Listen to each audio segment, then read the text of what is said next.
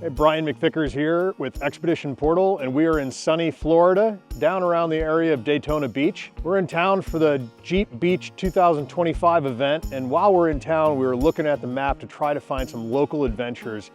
And what we found was the Old Dixie Highway. Originally, a network of roads that stretched from Chicago to Miami, Florida. It started out as dirt. And then in 1915, they started formal construction in the form of bricks. And then over time, it eventually turned into what is now Highway 1 and several other highways that are paved interstates. A lot of the original Dixie Highway is also known as Tin Can Alley for two reasons. Travelers would use small metal trailers, or they would eat out of tin cans as they brought a lot of their food and supplies with them. They would stop along the way and camp. Really, this is a bit of history to the original overlanders throughout the United States. So back in the late 1800s, so 1890s time frame, there was a cycling club in Chicago that wanted improved roads so that they could travel further on their bicycles. They started to talk with automobile clubs, other traveling clubs. They started a network of roads that was funded by the government to lay bricks to build the Dixie Highway. These are embossed with a name called Graves Bamela, if I'm pronouncing that right, but we see them throughout the road, different colors, usually gray to red, and they are definitely preserved along the crown of the road, and I'm sure that they're underneath the sand on the edges as well. Driving the Old Dixie Highway, and you can really see that the original road was only 9 feet wide. And if you can imagine, right now it's probably closer to 30, 35 feet wide. Where the brick's exposed, you can see a very high crown in the center of the road.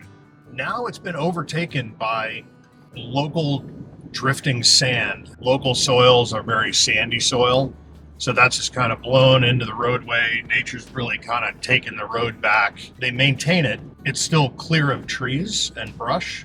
Right now we just drove over a 50-foot section of brick, and under the sand would be larger patches of brick, but the sand can be as deep as about 6 inches from what we've seen. And then that gets rutted out and a little bit more difficult to drive. So we are in four-wheel drive, high range, and we do have slightly lower tire pressure from highway pressure. We're at about 28 pounds or so. This section of the Dixie Highway is only 10 miles long, which you can do pretty quickly. It's not that difficult to drive. So we've been looking for areas to explore a little bit off of the main track. Most of the side roads are closed, going on a private property. It looks like they're really for tree farming from the looks of the plantings. So here we found a road that's not gated, and this is all public land. So we're exploring a little bit deeper into the forested area next to the Dixie Highway. So one of the things that we want to realize as travelers is you want to have a good, sturdy foundation of a vehicle, right? So we're in a Jeep Wrangler. It has four-wheel drive, and it has a low-range transfer case.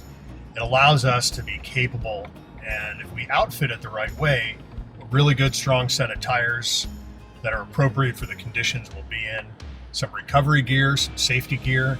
Beyond that, we don't need to overcomplicate the vehicle or the situation. Most of the time, if it's too complicated, it winds up breaking, and it just really detracts from the exploration and the adventure. The other thing to think of is, yeah, we can go and find some really aggressive trails to go see how our vehicle performs, but we know it's going to perform well. We know the tires are good tires. We know that the vehicle itself is a great vehicle. So we don't really need to test it. That's not why we're out exploring. We want to find an extra appreciation for the history and the heritage of the places that we're traveling to and exploring, which is something that we found with this Old Dixie Highway. Finding that on the map, we found it to be a much more interesting adventure than a couple of the other trails that were in the area, but it was really just going to be a couple of deep mud holes that we were going to try to get through. This has a story to it, and that's why we travel.